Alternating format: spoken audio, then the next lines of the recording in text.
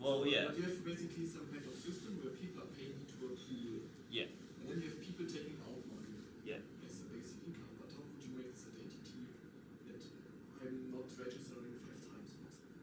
Well, because it's done through the blockchain, you can't do that. You can't. But that's the question. How can I prove that I'm only was person to be a minor or? No, they're using it in bit nations in the same way that the government would use it for its citizens. So a citizen in this case is a node, and the swarm completes the nation. But what prevents me from setting up 5 nodes for getting the basic income 5 times? Because you haven't been paying taxes. If you're paying taxes, there's no problem.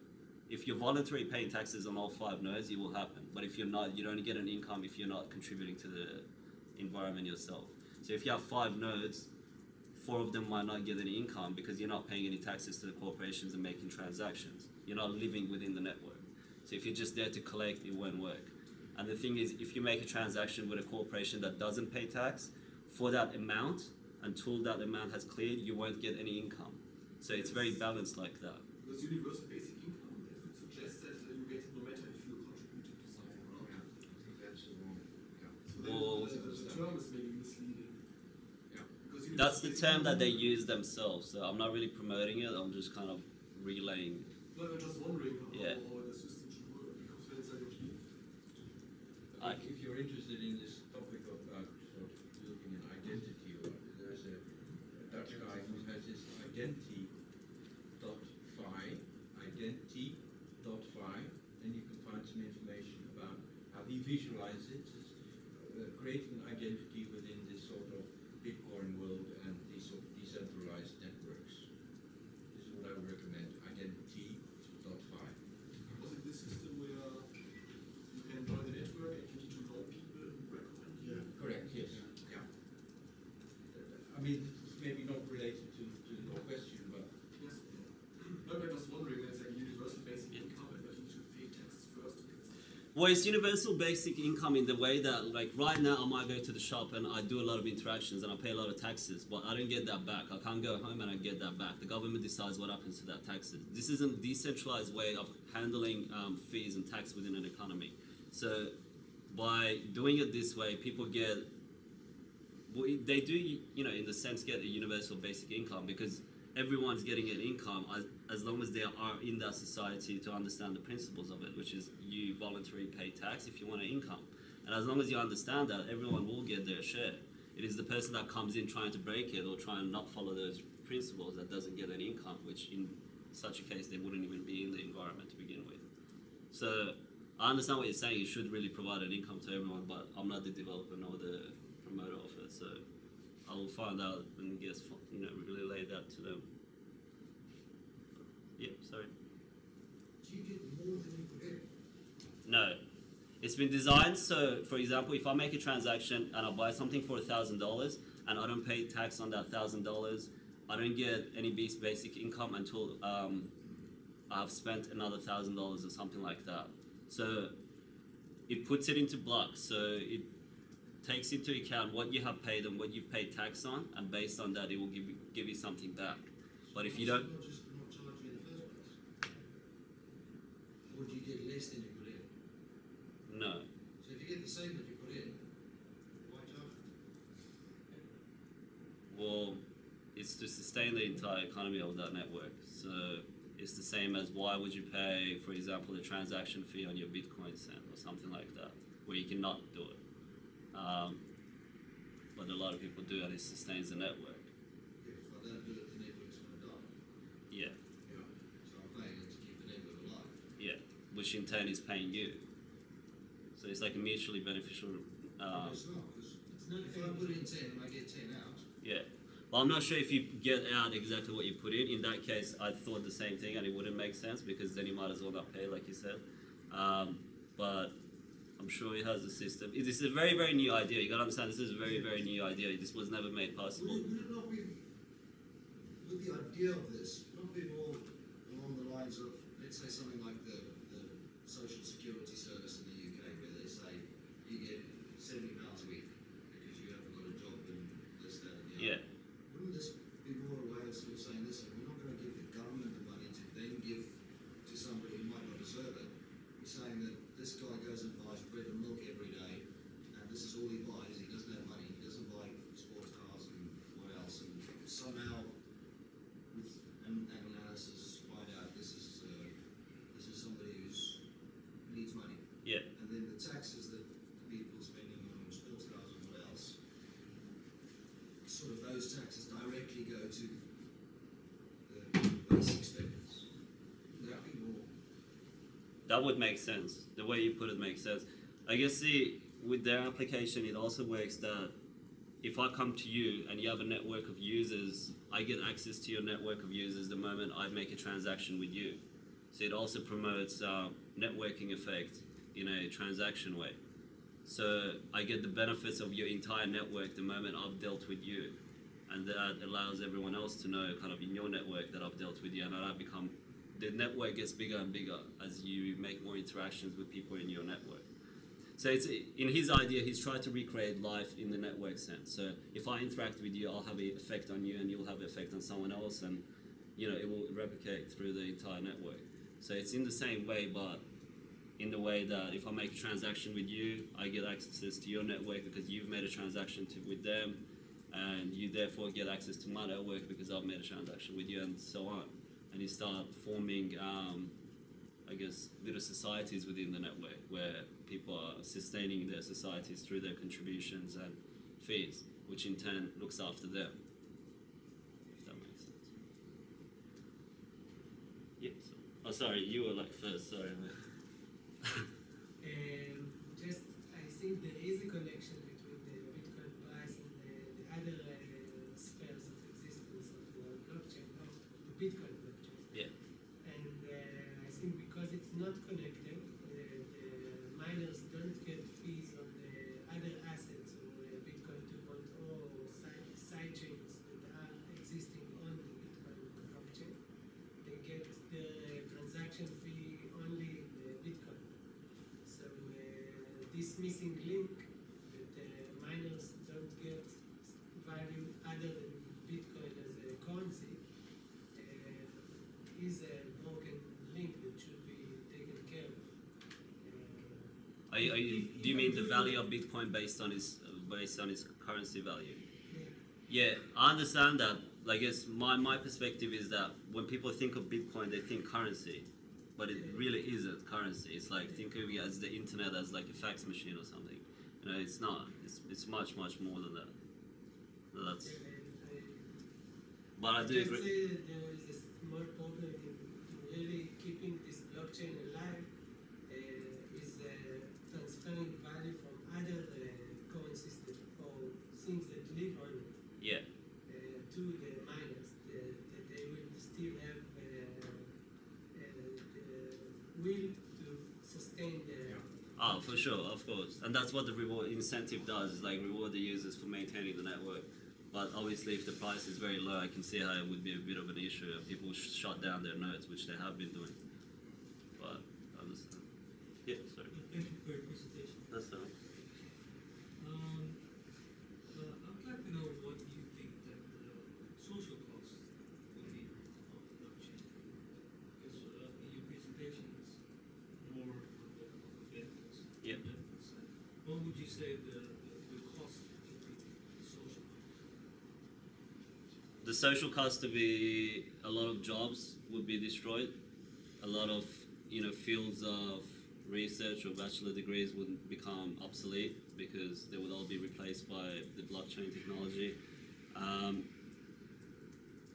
The other downsides would be it could cause a disruptance in how we deal with currency in general.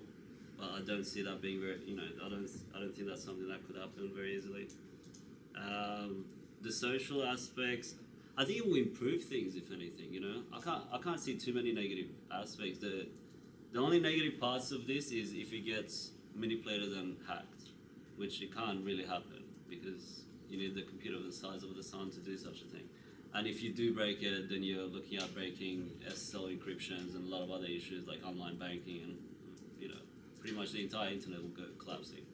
So the social costs, as far as I know, I'm a bit limited in that sense. I can't see too many negative things coming from it. if anything, it would be more positive. You know, I don't have to wait for the bank to transfer money to you. I can just do it myself.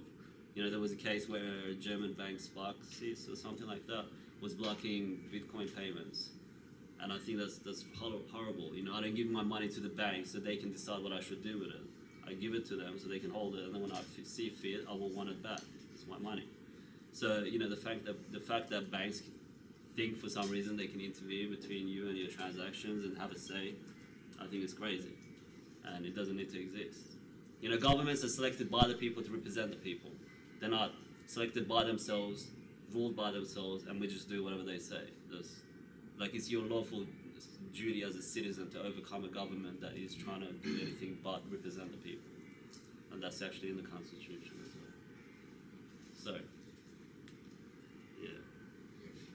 Yeah. So you oftentimes hear people say, and you didn't say this, but just for context, I believe in Bitcoin protocol, but not in Bitcoin the currency. Yeah. I think there's even a slogan, it's a protocol stupid or something like that. Yeah. I don't remember what it is from.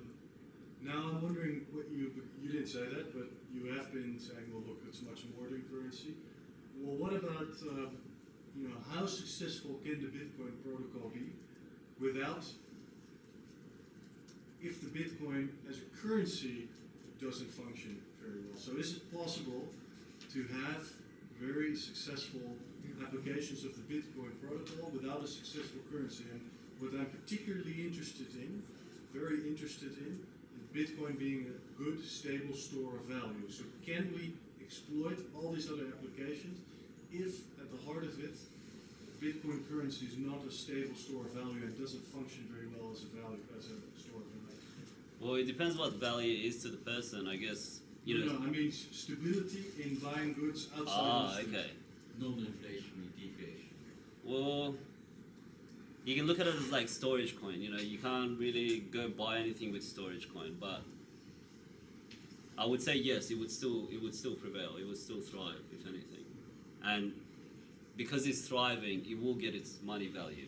So I can't see it become successful and not gain a lot of monetary value. But at the same time, you know, you got storage coin. For example, I can rent out my hard drive space and I get paid in their coins, and then I can use their coins to rent out my own personal cloud storage space. So it's almost like I rent out my hard drive and Dropbox becomes free. And that's a very good value. You know, it doesn't let me go outside and buy, you know, apples or oranges with it, but it allows me to have cloud storage like Dropbox for free. And that's pretty cool substitute. And then you got like mining for a cure, you know, using your mining power to solve mathematical issues and problems and protein folding, etc. You know, that doesn't have any monetary value, but it really helps society as a whole. And you can apply the same mining power to finance analysis. You can apply it to a lot of different things, you know. So yeah, I think beyond the money value, it still has, if anything, 100% it would, I would say. I mean, a lot of people say this, and I don't really have a strong opinion, I think, yet. I'm just wondering whether or not we really should explore the argument whether or not how important the actual currency is to the success of anything else. Because it is the basic application on the network, it is the fundamental thing. So, but... Well, the thing is, like, for me personally, the money aspect is also very important as well. But unfortunately, most people don't realize Bitcoin is much more than that. So that was the point of my presentation. But past that point, me personally, the money part I think is very important in the sense that, you know, the average shop owner wouldn't want to know about it unless it benefits them somehow. So that it needs to benefit people somehow for them to become interested in it. They don't really care what the technology is going to do behind the scenes. So they want to know, can I save? But yes, with Bitcoin you can. If you purchase with a lot of different stores using Bitcoin, you get discounts. And these things are the reason people are adopting it, and which in turn brings in more money, which can develop the other stuff, which isn't money-based. So the finance aspect is very important. And I have no doubt that it will grow. And I have no doubt that right now it's being manipulated like nothing I have ever seen before. You know, I've been in the market and I've been speaking from the core to developers and in Bitcoin talk from the start.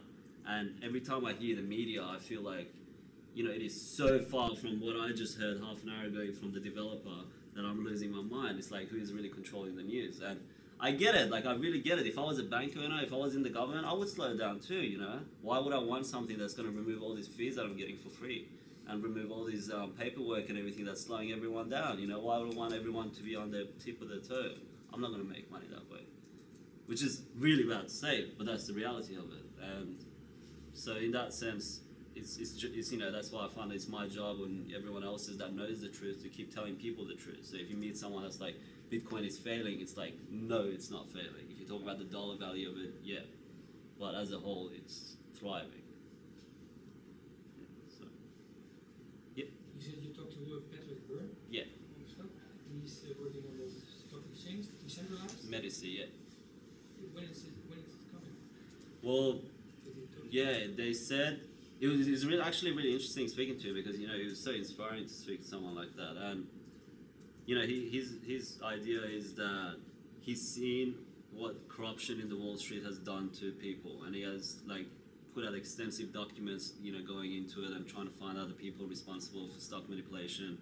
And in a lot of cases, you know, it's a bit scary because it turns out the people that own, you know, 9MSN, Money Magazine, New York Times, CNBC, and all these things, they're all part of the same organization. And then when you introduce suddenly stock analysis to them as well, so the person that analyzes stock and, you know, reports it to the public, and if you get that guy to call up these people before they announce it to the public, so they can make a lot of moves, you start to see like how disgusting it really is. You know, it's like they control the news, they can make a company look really bad, so they buy up all their stocks and then drop it the next day. And you know, they've destroyed like thousands of companies throughout their times, and they don't really care because at the end of the day, they're just extracting money out of the system. You know, there's trillions of dollars being like destroyed while there's people starving on the street. It doesn't make sense. Like, there's nothing wrong with our world. There's no shortage of money. It's not like those people need to go out. It's just being clogged up in a point. So his idea is that by this year he will bring it out. I'm not sure yet. I'm not sure, you know, what it would be like. They were considering counterparty, though I recently spoke to them and they said because they are able to use multiple chains, they are considering more than just counterparty. So, you know, it was just basis on counterparty itself, but they are considering other side chains too. And, you know, the most interesting thing he said was, right now, probably 1%, I mean, if that, you know, he said 1/10%, which is like 0.1% of people online use Bitcoin. Because once that number gets to 1 to 3% or even 5%, then you will have something to work with. Because until that time, it's up to us to just keep pushing it forward and telling people what's going on. And the network effect, it will itself automatically kick in, and there's nothing people can do to stop such a thing. So, you know, coming from someone of his, you know, of his stature, I guess that's something really reasonable to pay attention to. And yeah, the platform itself is remarkable in being able to do such a thing. And I asked him, I said, you know, are there genuine companies interested in giving out shares in a crypto way? And he said, yeah, you know, I have people from Wall Street, you know, Fortune 500 companies, not even small companies, who are very interested. Because right now, if I issue it through the traditional way, someone can manipulate it and destroy my company. It costs millions. And costs millions, yeah, no, exactly. That's another part. So the average person doesn't even have a chance to go public. Whereas with this way, anyone can, you know. That's the power of P2P, you know. I don't have to go to A and hope that A can connect me to such and such, you know. I can connect to you, you can connect to whoever else. I can fund your project, you can fund your project. Doesn't have to be done in a bank, in a boardroom. Hi, this is my business plan, and I hope to generate this much. Can I please have a loan? I'm friends with Yeah, you know, can I please have a loan? I'll promise to pay it back. Or I don't know, we'll own 50% of your business or something like that. So crypto stocks and being able to distribute coupons, tokens, has really transcended the way people can start business, I think. You know, if I have a really good idea, I can put it online, accept Bitcoins, and within a week I could have 1,000 Bitcoins operating my business. Try doing the same thing in the normal system. I don't even know what would happen. Yeah, so. Just we have some kind of operation on this Bitcoin 2.0 thing. Legal-wise, it's not that easy, like you said. Like if you are putting your stocks on the blockchain, you still have to legal-wise make it legal in your country. It's not like removing the, I don't know, in where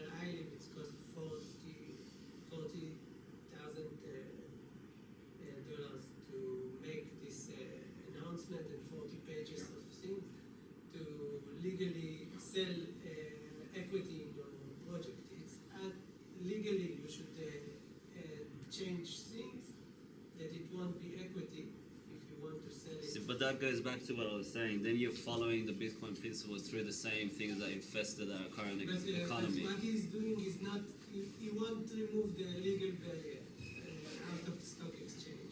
I can tell you that if he is going to sell equity on this... Oh, no, he said he's going to follow all the legal standards and everything like that. But I'm talking about, like, for example, Gems, the platform that got funded. You know, they didn't need to go through all this paperwork and all this. All they had to do on their website is say, if we don't meet this criteria, everyone will get their money back. And if we do, we're going to release the platform by this month. Everyone's happy, they go about their day, you know. So that $40,000 to get something up, I'm not sure where that is from. No, just also Gems, they have our friends from Israel. They also have like a legal structure. Yeah, whenever you take money from people, obviously you would have to... It's not nothing to deal with, but it's... Depends what country you're in, can be really, easier. man.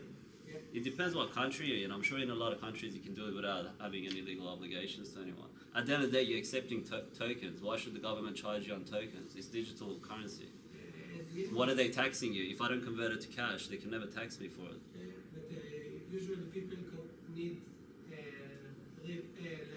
fiat money to buy in the grocery store, and then they are Yeah. dealing with But in the crypto world, like I can see it not being converted to fiat. For example, a lot of companies get that Bitcoin and then they pay their bounties in Bitcoin, they pay their users in Bitcoin, and by the end of it, they don't really have to owe any legal obligation to anyone, really. in the future. I'm with you. Yeah. Here's a gap. Yeah. I appreciate that. No, it makes sense. Please go to the last question. I'm done. Yeah? Yeah. Yeah, it was more a remark. Yeah. Okay? I Yeah, would of course. suggest to go to Pete. Okay, yes, that's by all means. I'll do my best. So yeah, do it. How long you think it takes when blockchain is going to be regulated by big governments and big companies? Internet used to be free also, you know, it's a Yeah. very long time ago. Yeah, I You know. live in Amsterdam? Yeah, I do. It's all gone. It's all gone, but I still use torrents. I shouldn't say this one. Never mind. But pretty